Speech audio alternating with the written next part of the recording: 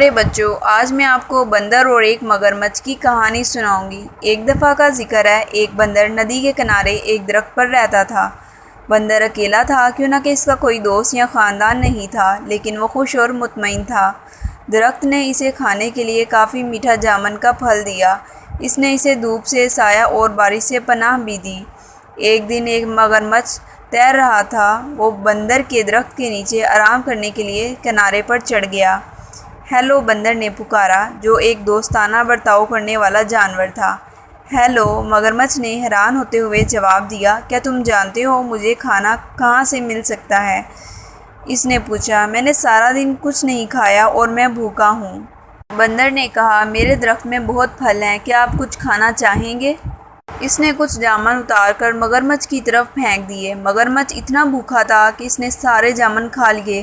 حالانکہ مگرمچھ عام طور پر پھل نہیں کھاتے تھے، اسے میٹھا میٹھا پھل بہت پسند تھا اور گلابی گدے نے اس کی زبان کو جامنی بنا دیا۔ جب مگرمچھ اپنی مرضی کے مطابق کھا چکا تو بندر نے کہا، جب بھی آپ مزید پھل چاہیں واپس آ جائیں۔ روز مگرمچھ بندر کے پاس آتا تھا۔ دونوں جانور اچھے دوست بن گئے۔ وہ باتیں کرتے، ایک دوسرے کو کہانیاں سناتے اور بہت سے میٹھے جامن ایک ساتھ کھاتے۔ ایک دن مگرمچھ نے بندر کو اپنی بیوی اور خاندان کے بارے میں بتایا۔ بندر نے کہا، واپس جاتے ہوئے اپنی بیوی کے لیے بھی کچھ پھل لے جانا۔ مگرمچھ کی بیوی کو جامن بہت پسند آئے۔ اس نے پہلے کبھی اتنی میٹھی چیز نہیں کھائی تھی، لیکن وہ اپنے شوہر کی طرح مہربان اور نرم مزاج نہیں تھی۔ اس نے اپنے شوہر سے کہا، تصور کیجئے کہ بندر جب یہ جامن روزانہ کھاتا ہے تو اس کا ذائقہ کتنا میٹھا ہوگا۔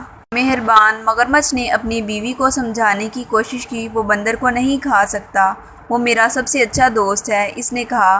مگرمچھ کی لالچی بیوی نہ سنتی۔ اپنے شوہر سے وہ کام کروانے کے لیے جو وہ چاہتی تھی، اس نے بیمار ہونے کا بہانہ کیا۔ میں مر رہی ہوں اور صرف ایک پیارے بندر کا دل ہی مجھے ٹھیک کر سکتا ہے۔ اس نے اپنے شوہر کو پکارا، اگر تم مجھ سے محبت کرتے ہو تو تم اپنے دوست بندر کو پکڑو گے اور مجھے اس کا دل کھانے دو گے۔ بیچارے بندر کو اس کا بالکل بھی نہیں پتہ تھا۔ مگرمچھ کو سمجھ نہیں آ رہی تھی وہ کیا کرے۔ وہ اپنے دوست کو کھانا نہیں چاہتا تھا، لیکن وہ اپنی بیوی کو مرنے نہیں دے سکتا تھا۔ آخر کار اس نے فیصلہ کیا اسے کیا کرنا ہے، اور اگلی بار جب وہ بندر کے پاس گیا تو اس نے اس سے کہا کہ وہ اس کی بیوی سے ملنے آئے، کیوں نہ کہ وہ جامن کے خوبصورت پھل کے لیے ذاتی طور پر اس کا شکریہ ادا کرنا چاہتی ہے۔ بندر خوش ہوا، لیکن کہا کہ وہ نہیں جا سکتا، کیوں نہ کہ وہ تیرنا نہیں جانتا تھا۔ اس کی فکر نہ کرو، مگرمچھ نے کہا، میں تمہیں اپنی پیٹھ پر لے جاؤں گا۔ بندر راضی ہو گیا اور مگرمچھ کی پیٹھ پر کود پڑا۔ چنانچہ دونوں دوست گہرے چوڑے دریا میں چلے گئے۔ جب وہ کنارے اور جامن کے درخت سے بہت دور پہنچے تو مگرمچھ نے کہا، مجھے بہت افسوس ہے، لیکن میری بیوی بہت بیمار ہے اور کہتی ہے کہ بندر کا دل ہی اس کا علاج ہے۔ مجھے ڈر ہے کہ مجھے تمہیں مارنا پڑے گا، حالانکہ میں ہماری باتوں کو یاد کروں گا۔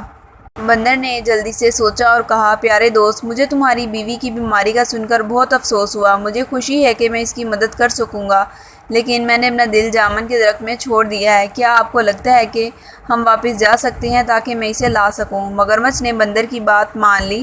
وہ مڑا اور تیزی سے تیر کر جامن کے درخت کی طرف گیا۔ بندر اس کی پیٹھ سے چھلانگ لگا کر اپنے درخت کی حفاظت میں چڑھ گیا۔ میں نے سوچا تھا کہ آپ میرے دوست ہیں، اس نے پکارا، کیا تم نہیں جانتے ہم اپنے دل کو اپنے اندر رکھتے ہیں؟ بندر نے کہا، میں تم پر کبھی پھر بھروسہ نہیں کروں گا اور نہ ہی تمہیں اپنے درخت کا پھل دوں گا۔ چلے جاؤ اور واپس نہ آنا۔ مگرمچھ نے اپنے آپ کو بہت بے وقوف محسوس کیا۔ اس نے ایک دوست اور اچھے میٹھے پھل کی فراہمی کھو دی تھی۔ بندر نے خود کو بچا لیا تھا، کیوں نہ کہ اس نے جلدی سوچ لیا تھا۔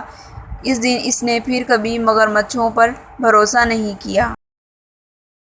Urdu tone tells. پیارے بچوں، اردو ٹون ٹیلز کی ایسی ہی اچھی ویڈیوز دیکھنے کے لیے ہمارے چینل کو لائک اور سبسکرائب کر دیں تاکہ ہماری ویڈیوز سب سے پہلے آپ دیکھ سکیں۔ Thank you.